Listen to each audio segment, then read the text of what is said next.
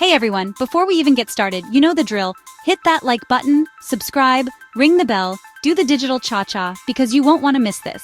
So, my name is Namba Wan, and today we're diving into something fascinating, something that's shaping the world as we speak. China's inner circle. You see China on the world stage making big moves, big investments, big everything really. But who's standing with them? Who's got their back when the geopolitical chips are down? It's like looking at the most powerful person in the room and wondering, okay, but who are their actual? It's a complex web, folks. Not your straightforward high school clique, more like one of those complicated family reunion dinners where everyone has a history, and some people are only talking to each other because they have a common, let's call it interest. We're talking about a nation that's reshaping global dynamics, and understanding its alliances is key to understanding where we're all heading. It's not just about handshakes and photo ops. These relationships have real-world consequences, from trade deals that build cities to diplomatic stances that can avert or ignite conflict. So we're going to peel back the layers, look beyond the headlines, and try to figure out who China calls when it needs a favor, or maybe just someone to complain about the West with. We'll explore the why behind these partnerships. Is it shared ideology, economic necessity, a common adversary, or just a really good long-term investment strategy? Get ready, because we're about to reveal China's top allies, and some of these relationships might surprise you. Let's get into it. Alright, first up in China's contact list, and this one probably won't shock anyone, is Russia.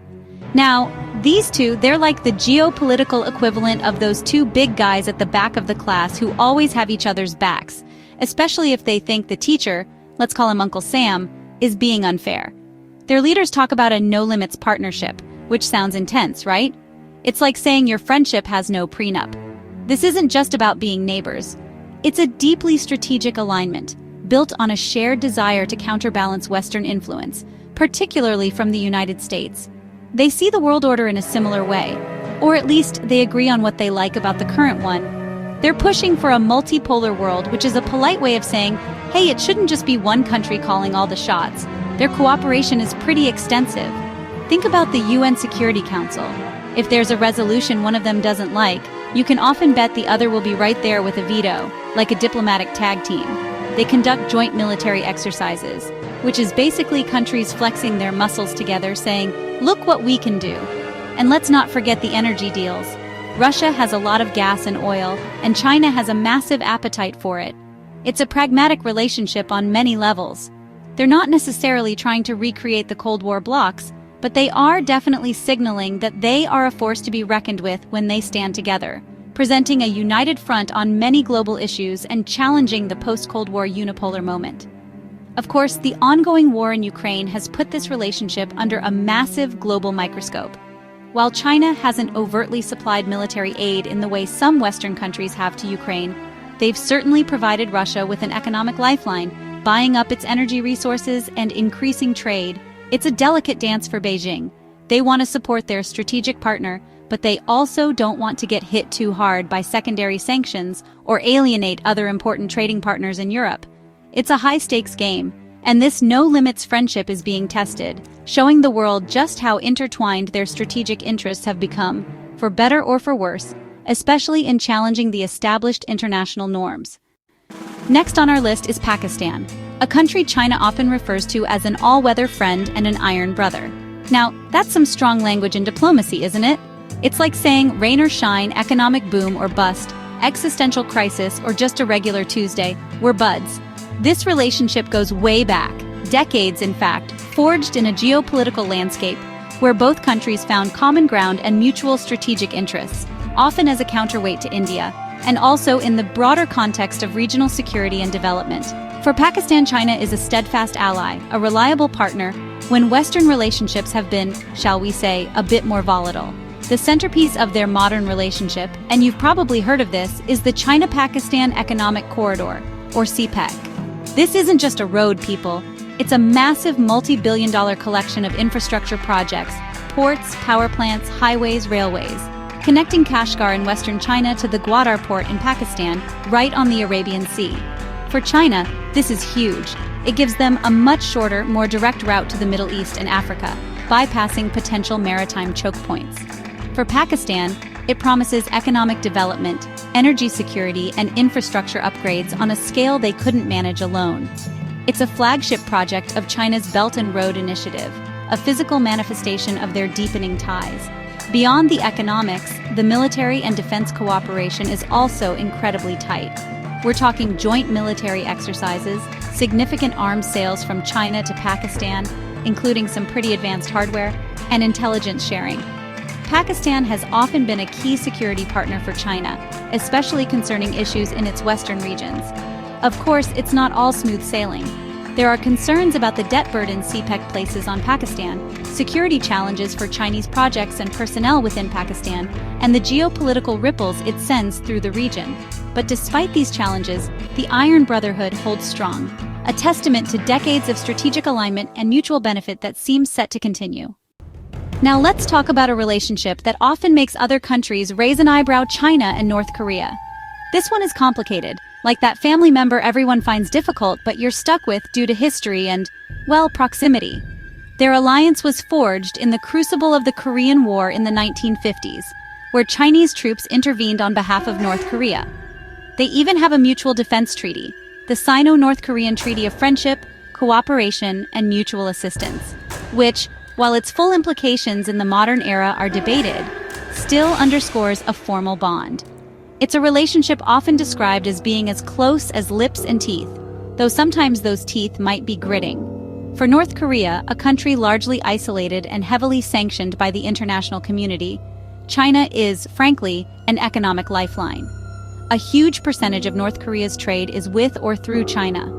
Beijing provides food, fuel, and other essential goods, helping to keep the North Korean state afloat, or at least preventing a total collapse, which China definitely does not want on its border.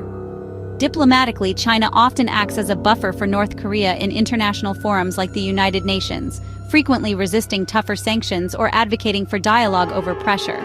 They're the big brother who will scold you in private but defend you to a point in public. But make no mistake, this isn't always a happy marriage. China has its own frustrations with North Korea, particularly its nuclear weapons program and missile tests, which Beijing sees as destabilizing for the entire Northeast Asian region. China's official stance is for a denuclearized Korean peninsula, and they have, at times, supported UN sanctions against Pyongyang. It's a constant balancing act for Beijing. They don't want a nuclear North Korea, nor do they want a collapsed North Korean state leading to a refugee crisis, or, even worse from their perspective, a unified Korea allied with the US right on their doorstep. So they walk this tightrope, providing support while also trying to exert some moderating influence, a truly unique and often tense alliance. Switching gears to the Middle East, we find another significant and increasingly important partner for China-Iran. Now, if China and Russia are united by a desire to counterbalance the US, then China and Iran are practically bonded by their shared experience of being on the receiving end of intense Western, particularly American, economic pressure and sanctions. It's like they're in a club, and the membership fee is being disliked by Washington. This shared antagonism has naturally pushed them closer, creating opportunities for cooperation where they might otherwise have been more cautious. Iran, rich in oil and gas, sees China as a crucial economic partner and a major customer that's less likely to bow to US pressure. The economic ties are becoming more and more substantial. Despite sanctions aimed at crippling Iran's oil exports, China has continued to be a significant buyer, often through less transparent channels. But it's not just about oil. In 2021, they signed a sweeping 25-year strategic cooperation agreement, reportedly covering everything from economic investments, energy investments, infrastructure development, and, crucially, closer political and security ties. Think of it as a long-term commitment to deepen their relationship across multiple sectors, a clear signal that they intend to work together to circumvent and withstand Western sanctions and build a more resilient partnership that benefits both, regardless of external pressures. And then there's the military and security dimension, which is also growing. While not a formal alliance in the way China has with North Korea, there's increasing evidence of closer military cooperation. This includes joint naval drills, sometimes even trilateral ones with Russia in strategically important waters like the Gulf of Oman. There are also reports and speculation about intelligence sharing and potential arms sales or technology transfers. For China, a stable relationship with Iran provides a key foothold in a vital energy-producing region and a partner that shares its skepticism of U.S. foreign policy. For Iran, China offers a powerful friend that can provide economic support and a degree of diplomatic cover on the world stage. Heading over to Latin America, we find another country that has leaned heavily on China, especially when other doors were closing: Venezuela. This relationship really blossomed as Venezuela, under Hugo Chavez and then Nicolas Maduro, found itself increasingly at odds with the United States and facing crippling economic sanctions. China stepped in, not necessarily out of ideological kinship like the old Soviet days, but more as a pragmatic economic partner, seeing an opportunity. For a long time, China was one of Venezuela's largest creditors, providing billions of dollars in loans that Venezuela would repay with oil shipments. It was a classic oil for loans arrangement. This economic relationship became a political lifeline for the Maduro government. As Western nations and many Latin American neighbors refused to recognize Maduro's legitimacy after controversial elections, China, alongside Russia, continued to offer diplomatic support. Beijing has consistently opposed foreign interference in Venezuela's internal affairs and has been a vocal critic of U.S. sanctions, arguing they only worsen the humanitarian situation. In international forums, China has often used its influence to shield Venezuela from stronger international condemnation or intervention, advocating for dialogue and a sovereign resolution to the country's political and economic crises. However, this relationship isn't without its complexities and challenges. Venezuela's catastrophic economic collapse, hyperinflation, and plummeting oil production have made it a more difficult and perhaps riskier partner for China. Repaying those massive loans became a huge struggle for Venezuela, and China has had to be flexible, reportedly restructuring debt and adjusting terms.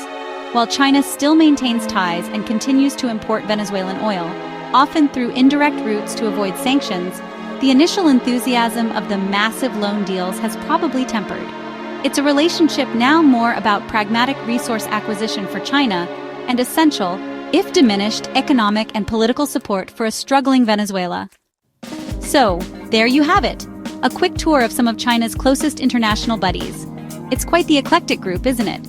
You've got the heavyweight strategic partner in Russia, the iron brother Pakistan, the historically complicated but necessary neighbor North Korea, the sanction-defying Iran, and the economically dependent Venezuela. It's like China's putting together a global potluck dinner, and everyone's bringing a very different dish, with very different reasons for showing up. Some are there for the economic feast, others for security, and some just because they don't like the other dinner parties being thrown by the West. What this really shows us is that international relations are rarely about simple friendship. They're about interests, strategy, and sometimes just finding someone else who dislikes the same things you do. China, as it rises, is building a network of relationships that serve its goals, securing resources, expanding its influence, and creating a world order that's a little less dominated by the powers that have been in charge for the last 70-odd years. It's not always pretty, and it's definitely not always straightforward, but it is undeniably shaping the world we live in. And you know, it's funny, because every country, when you get down to it, is just trying to navigate this crazy world, looking for partners who can help them out. China's just doing it on a massive scale, with a very long-term game plan. Whether this network of allies ultimately makes the world more stable or more volatile, well, that's the multi-trillion-dollar question, isn't it? For now, all we can do is watch, analyze, and maybe try not to get caught in the diplomatic crossfire. Thanks for tuning in. I'm Pang Udemy too, and I'll see you next time.